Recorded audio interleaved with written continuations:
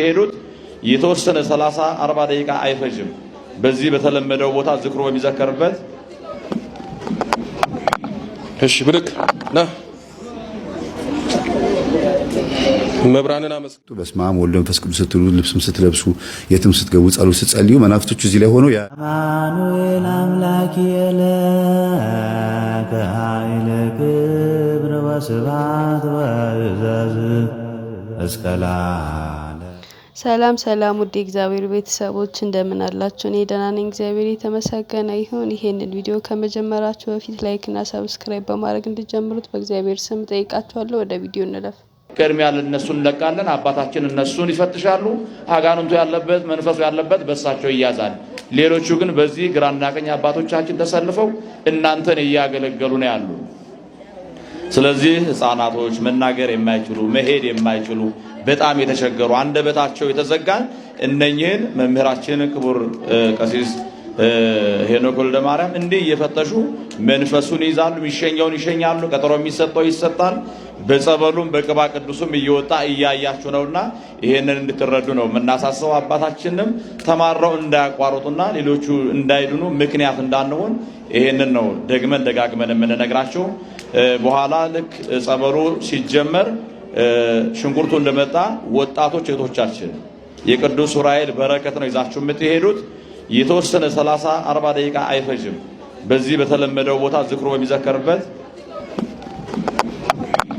እሺ ብርክ ና ይህ የምታዩት ወንድማችን ለ4 አመታት ዊልቸር ላይ የነበረ ነው። አሁን ላይ ኪዳነ ምሕረት ጸበል ተጠምቆ የሆነውን አይተን እንመለስ። መብራንን አመስግኑለት። ቅዱስ ገብርኤል ና በስላሴ ስም ና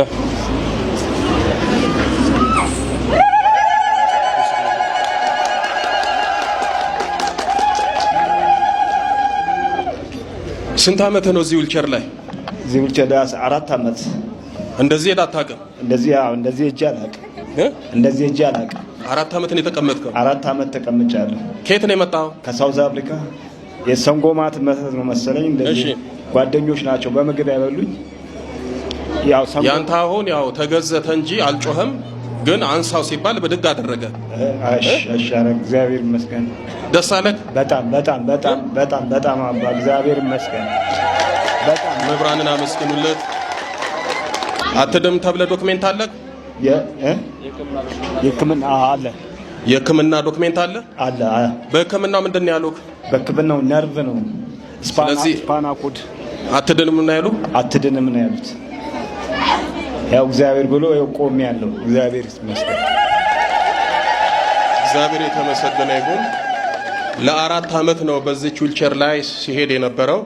ከ4 አመት በኋላ ይሄው ተፈታ። መቼም የቁጥር ልዩነት ቢሆንም እሷ ከ4 ወር እሱ ደግሞ ከ4 አመት በኋላ ተፈቱ ማለት ነው። ኪዳነ ምሕረትን አመስግኑለት። እንግዲህ በጸበሉ ብዙ ሰዎች እየተፈወሱ ነው የሚገኙት። ጎሮ ኪዳነ ምሕረት ይባላል ቤተክርስቲያኑ። አቅጣጫውን ለማታውቁት ወደ ቱሉ ዲምቱ በሚወስደው መስመር ነው የሚገኘው። ሁላችሁም እየመጣችሁ ጸበሉ ተጸበሉ። ስለዚህ አሁን ከኔ ጋር ትንሽ ወክ እናደርጋለን። እሺ ዛሬ አንተም ዊልቸርን ትተህ ከኔ ጋር ነው የምትሄደው።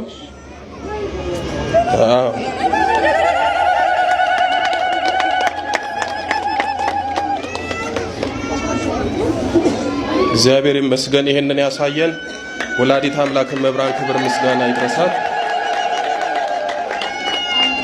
እሺ ቁጭ በል ቁጭ በል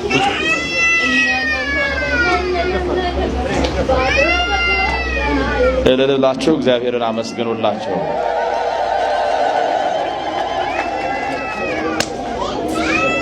መጨረሻ ላይ እንዳልኳቸው የቅዱስ ዑራኤልን ዝክር የበረከት ስራውን ሰርታችሁ እንድትሄዱ ወጣቶች ሴቶች ሆናችሁ ልክ ጸበሉ እንደተጀመረ እንደተረጨን ወደ በረከት ስራ ነውና የምንሄደው። ይሄንን እንዳትረሱ ነው የምንለው።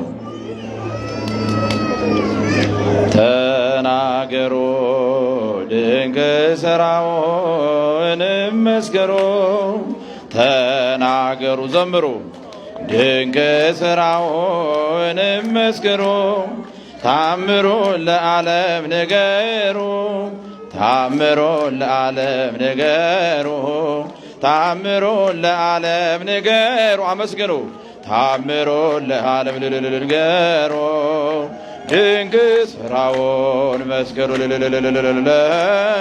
ታምሩን ለዓለም ንገሩ ታምሩን ለዓለም ንገሩ ድንቅ ሥራውን መስክሩ ተናገሩ ተናገሩ ድንቅ ሥራዋን እግዚአብሔር የተመሰገነ ይሁን። በእውነት አንተን የፈታች ኪዳነ ምሕረት በየቤቱ የታሰሩትን ሁሉ ወላዲተ አምላክ ትፍታልን። ተፈተሃል፣ ቆመሃል፣ ተራምደሃል፣ ራስን አይተሃል።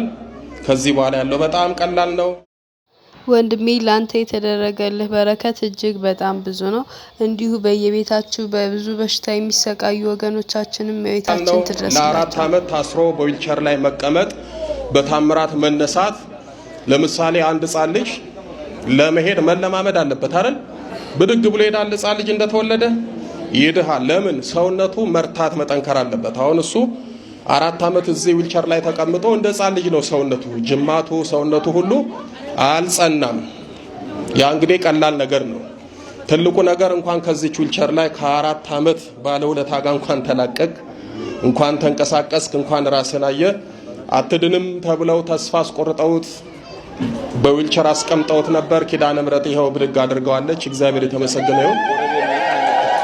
ለእስኪ ያመጣሽው ጎረቤት የታደልሽ እናቴ፣ አቤት መታደል! አንቺ ነሽ ወደዚህ ያመጣሽው። ትናንትና ተገናኘንና ወንድሜ እንደዚህ ሆኖ መጥቷል ሲለኝ ችግር የለውም ና ኪዳነ ምሕረት ትፈታልሃለች፣ በቃ እውነት ትፈታልሃለች አልኩት። ከዛ ንስሐ አልገባም ሲለኝ አይ ንስሐ አባቴ ያሉ ካሉ ደውዬ እጠይቅልሃለሁ አስገባዋለሁ፣ ስመጣ እሳቸው የሉም ና ሌላ ቦታ ንስሐ አላስገባህ አልኩና አስገባሁ። ከዛ ትፈታልሃለች እያልኩት እየተከታተልኩ ነበር። እውነት ታምርን የመሰለኝ እግዚአብሔር ይመስገን። እንኳን ተፈታክ። ወላዲተ አምላክን መብርሃንን እልል ብላችሁ አመስግኑለት። እንግዲህ እዚሁ ዊልቸርን ገቢ አድርገህ ትሄዳለህ ማለት ነው። እግዚአብሔር ይመስገን። ትጠመቃላችሁ። ጠብቁን። መብራንን አመስግኑላቸው። በስመ አብ ወወልድ ወመንፈስ ቅዱስ ስትሉ ልብስም ስትለብሱ የትም ስትገቡ ጸሎት ስትጸልዩ መናፍስቶቹ እዚህ ላይ ሆነው ያያሉ እና ይበሳጫሉ። ለምሳሌ ምግብ ስትበሉ በስመ አብ ብላችሁ የምትበሉ ከሆነ ወይኔ በፊት እኮ በስመ አብ ሳይል ሲበላ አብረን ነበር የምንበላው ብለው ይቆጫሉ፣ ይናደዳሉ። ሁለተኛ ነገር ደግሞ ብዙ ጊዜ ልትበሉ ስትሉ የምታዛጉ ሰዎች አባታችሁ ነው እያላችሁ ማለት እስቲ ሞክሩት በተደጋጋሚ ይሄን ነገር ለ7 ቀን ወይም ለ14 ቀን ዝም ብላችሁ ሳትረሱ። በእርግጥ ይሄን ትምህርት የምታዳምጡ ሳትጸልዩ አትበሉ። ይሄ መልእክት ብዙ ጊዜ ምግብ ሳይጸልዩ ለሚበሉ ሰዎች በጣም ይጠቅማል። በደንብ አድምጡት። ግን እንደ ልምድ ለሌሎችም ሰዎች እስቲ ይሄን ልምድ አካፍሏቸው። በስመ አብ ወወልድ ወመንፈስ ቅዱስ አሐዱ አምላክ ብላችሁ አባታችን ሆይ በሰማይ የምትኖራችሁ ገበታ ፊት እየጸለያችሁ ስምህ ይቀደስ መንግስትህ ትምጣ ምናምን እንደዚህ ያስብላል አይደል? በሰላም ቅዱስ ገብርኤል መልአኩ ሰላም ሰላም ለኪ ሰላም ለኪ ብሩንታ አንቲ ማለት ምናምን እንደዚህ ያስብላል። እና ምንድነው ስትሉ አብሮ ሊበላ የነበረው መንፈስ በጸሎት ተያዘ ማለት ነው። ስትጸልዩ አብሮ አይበላም ማለት ነው። ወይኔ ይላል ይነሳል ከእናንተ ላይ አብሮ ሊበላ አይችልም። ምግቡም ይስማማችኋል፣ ጨጓራ በሽታም አይሆንም። ምግቡም ይስማማችኋል፣ ለአካላችሁ ለሰውነታችሁ ለጥጋብ ሳይሆን ለስግደትና ለቁመተ ስጋ ያክል ወይም ደግሞ እንደ እግዚአብሔር ለማመስገን ያክል ይሆንላችኋል ማለት ነው። አለበለዚያ የምትበሉት ምግብ ዝም ብሎ ግብስብሱ ይገባል። ፊታችሁ ቆንጆ ሆኖ አምሮበታል፣ ነፍሳችሁ ደግሞ ጥቁር ሆናለች። ከሃይማኖት ርቃ ሮብና አርብ ተበልቶ ጾማው ተቆርጦ ጠጁ ተጨልጦ ይባላል አባቶቻችን። እንደፈለጉ ይበላሉ። የሚገርም ሲዩት የሆነ ከረባትና ሱፍ ያደርጋሉ። የሚያማምር ልብስ ይለብሳሉ። ድንቡሽቡሽ ብሎ የሚያማምሩ ወንዶች አይታቸው፣ ሴቶቹ ደግሞ ቆንጆ የሚያማምሩ አለባበስ ሴክሬታሪ ቆንጆ ቀሚስ ያደርጋሉ። ጥፍራቸው ምናምናቸው የተቀባብቶ በቃ የሚያማምሩ ናቸው። ግን ስጋቸው ነው የሚያምረው። ነፍሳቸው ላይ ስትመጡ ወይም ነፍስ ላይ ስትመጡ የለም። ስለዚህ ባርከን በምንበላበት ሰዓት የተመጣጠነ የሆነ ሰውነት ይኖረናል። ለምን? ለስግደት እንነሳሳለን። ውፍረታችንም ከመጠን በላይ አይሆንም። አያችሁ። ስለዚህ የራሱን የቻለ ስግደት ትልቅ ጥቅም አለው። ጸሎት ትልቅ ጥቅም አለው። ባርኮ መብላት ትልቅ ጥቅም አለው። ቤተሰብ ለዛሬ የነበረን ቆይታ እዚህ ላይ ያበቃል። ቀጣይ በሌላ አስተማሪ ቪዲዮ እንመለሳለን። እስከዛ ሰላም ቆዩልኝ።